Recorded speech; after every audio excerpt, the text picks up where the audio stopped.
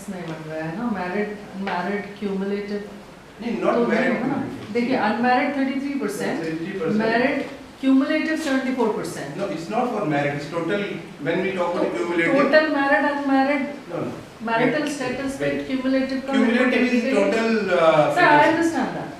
मेरे को ना married unmarried को accumulate करके क्या interference होगा? It's not making sense. That's the thing. Technically, it looks a little awkward. वो मैं बोल रही हूँ. The purpose of cumulative is to see whether the 100% frequency has been covered or not. That is the only purpose of having the cumulative percent, nothing else. Okay. Next, please. So this is the first hypothesis, which was whether purchase intention is influenced by green value consciousness or not. Looking at the figures, the standard estimate, the estimate and the p-value, that is significance, we find that yes, the green value consciousness has impact or a significant positive relationship with the purchase intention. So that was the first hypothesis, where mediation is not there. We have not included the mediation in the first hypothesis. Second, third and fourth has that mediation. Next, please. So whether the cultural influence and green value consciousness has any relationship, that was the second hypothesis. Yes, there is a relationship. Green value consciousness has influence on the cultural influence, and it is significant. All three are significant. Looking at this value is lesser than 0.01, that is whether this is significant or not, that is being indicated. So all three are having influence on each other. So if you look at the last one, whether the cultural influence has a mediation role or not, it has a mediation role on purchase, although the value is not as significant as 0.65 or 706, it's lower, but it has significant impact on the purchase intention. So all hypotheses have been accepted. Looking at the different values, the values has been calculated and given here. For example, 0.706 for H2, 0.370 for H3, 0.76 for H4. So most of the hypotheses have the positive relationship, and what is the outcome? There are 4 outcomes. Next, please. First, there is a strong correlation between purchase intention and awareness of green value. The more you are aware about the green value, more is the purchase to intention the herbal product. You can also generalize this in terms of other products also, not only in case of skincare products, but that can also be generalized in case of other products. The more you are aware, the more is the purchase intention. That's why the education plays an important role in determining this. Second is cultural influence and green value consciousness have a favorable significant link. That means the culture of the particular city, area or country which give the relevance or value to the green. For example, why we worship nature? What we get from the nature? That is we are giving importance to nature. And what is the nature? What is the greenness actually?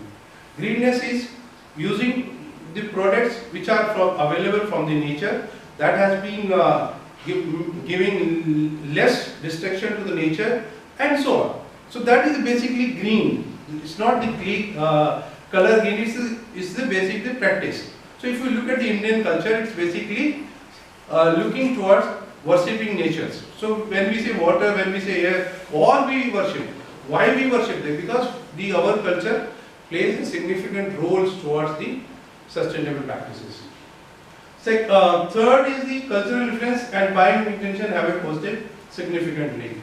Fourth is cultural factors mediate consumer intention and green value consciousness. So if we look at the whole things, what we started, whether there is any mediation of the cultural factors on purchase intention of herbal care products, answer is yes, there is a strong correlation and positive relationship between the cultural factors, the purchase intention and green value consciousness. That is all about this particular paper. You can see the references, a number of references. I have just put some references here.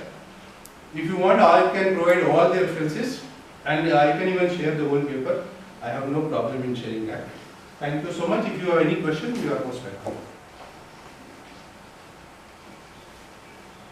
I have a question, Yes. but I'm waiting for others to respond first.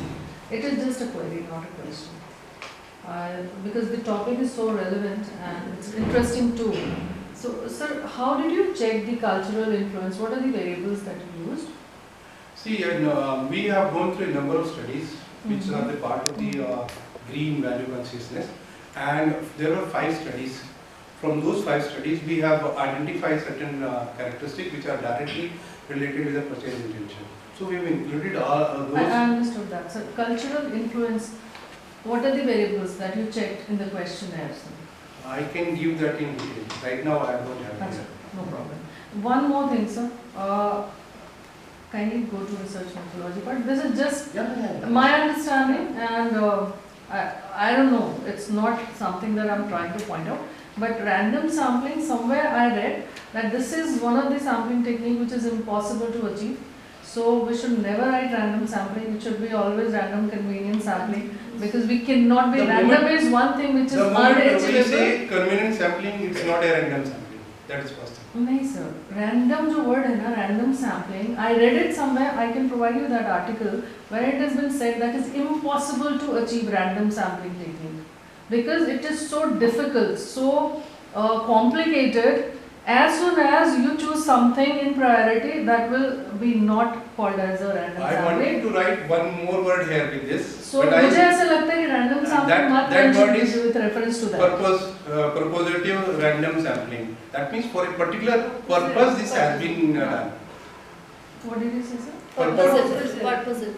Purposive हो सकता है because therein again you are adding on something. You can write convenience random. You can write something which is defining your priority. You cannot have random sampling, sir. ये एक बहुत बड़ा limitation है to the research process that we cannot have random sampling. That's my observation, and I read somewhere. I just wanted to highlight. No, that's perfectly. So you can just think about it because you're not perfectly fine. I deliberately not put that word here, thinking let me see that whether the audience put that questions or not. So yes, I got it. I got one extra brownie point. No, but it's really genuinely very nice product. Yes. Very, very. See, why we use that? Because we wanted to find out only those customers who are using these products. Of course. Otherwise, this is part of the PhD thesis. The student is registered in Aligarh Muslim University and is under my guidance. And the thesis is already submitted. So, did he check the assumptions of regression, sir? Yes, Regression models? All have been. It's almost 5 years. Because जो ये analysis, is it just a part or this is the whole something? It's just a part. Okay, because regression I could not see. I could see correlation but not regression, sir. It is just part of that. Okay, fine. Understood, sir. Very, very good topic. Thank you so much. Thank you.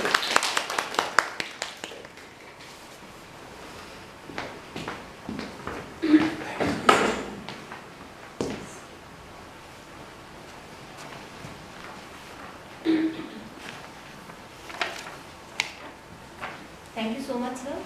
Now, the next section is a book review by Dr. Chitra John. So, Chitra, did you prepare any activity? This is not fair. You got that part. So, from today onwards, let's have some activity linked with the book review, as we were doing earlier. A very good afternoon, everyone. So the book which I got for review is Black Swan, which is written by Nassim Nicholas Taleb. So this book basically focuses on rare or unexpected events which happens in our life. So these rare or unexpected events are called black swans. So we usually try to ignore or misunderstand them. So in this book, the author says that we should be more open to rare or unexpected events instead of thinking that everything can be predicted. So these are the various chapters of the book. So this is chapter 1. So in the chapter 1, the author introduces the concept of black swan events. The black swan events are those events which are very rare and unexpected, which has a huge impact on the society, and people usually think that these events will not happen. But if it happens, it will have a huge impact on human life. So I want to relate one example with this book. We can relate this book with COVID-19. Actually, at that time, my mind was. right. Just an addition, because I read this book. So basically, throughout the book, they related this event with the stock market, the economic regression, economic recession, economic fluctuations. So this was the comparison that has been made there, but very nice example. Right. So I want to relate this book with COVID-19 pandemic. So at the time of pandemic, we never thought that this our economies will get shut down and it will be affected by large millions of people. And also even the people were aware about the outbreak of corona. Nobody ever thought the scale it would reach. So chapter 2, we think we know more than we do. So in this chapter, the author says that we usually think that we know the world better than actually we really do. So we believe that we can predict about our future, but in reality we can't. Like investing in stock market. It's like the author says that the investors usually think that they know the better pricing or the better investment pattern based on past data or expert opinion. But in reality, the stock market investments are highly volatile and it is based on large number of factors. So even the best predictions can be a failure. Can I give an example here? Hindenburg report and what happened to Adani stocks? Yes. So that was unexpected.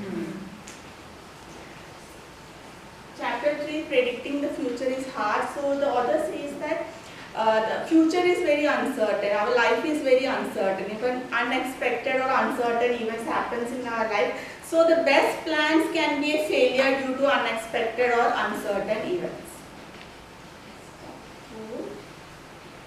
End of prediction era. So our world is very much interconnected due to advancement in technology or globalization and communication. So if one part of the system gets affected, it will affect the whole system. Like corona originated in China, but it has spread worldwide due to international travel and trade, which causes a huge impact on human life, personal life and healthcare sector. So people always like to make simple stories, like people will find out one reason if something happens.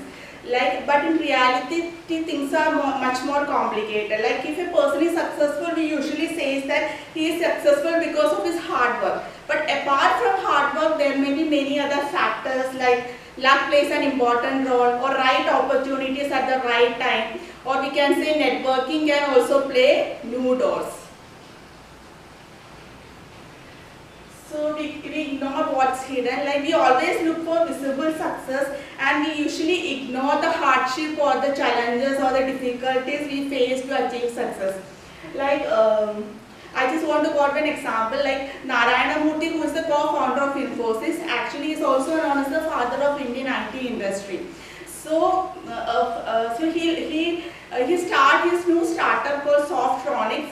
And after 1.5 years, his startup was a failure. So he has to return to his regular job. Then again he started Infosys, and initial projects of Infosys was a failure, and it took almost 8 years for Infosys to get its international client from United States. How rare events shape history. Like the author says that these unexpected events called black swan has a huge impact on our personal life, history and society. So, like if something unexpected happens, like if a person lost his job due to some layoff or recession, so initially he may feel frustrated. But this can lead to upskilling, changing the career or starting a new business which can later become very successful. So if something uncertain or unexpected events happens in our life, never think that this is the end of everything. Maybe it can be the starting of a new beginning. People ignore risk because they are optimistic. Like we always think that only good things will happen in our life. We usually ignore the bad consequences. We think that maybe bad things may happen to others but not to us. Especially during health risks. Like suppose if we are having bad eating habits, so we think that we are very much optimistic about our health, and we think that maybe bad things, health issues may happen to others but not to us. Our minds play trick on us. We usually make decisions based on our personal choices, or based on, sometimes we make decisions based on overconfidence or based on our personal bias. So in this chapter, the author explores how this cognitive bias will have a huge impact while taking decisions during uncertain or unexpected times. If an entrepreneur starts a new business in a highly competitive market, so he may be very confident that my product will be very successful because it is an innovative product. So my product will be successful if I introduce the product in a highly competitive market. So do not make decisions based on our overconfidence or personal bias, because predictions may not be always right. So that is chapter 10, conclusion. So the author concludes by saying that uncertainties are part of our life. The predictions that we take may not be always right. So we have to accept the fact that we are living in a world of uncertainty. So whatever uncertainty or unexpected events happens in our life, try to face it with confidence. Thank you.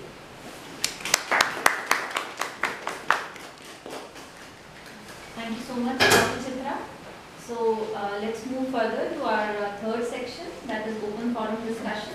Now, Ms. Parthy will take over.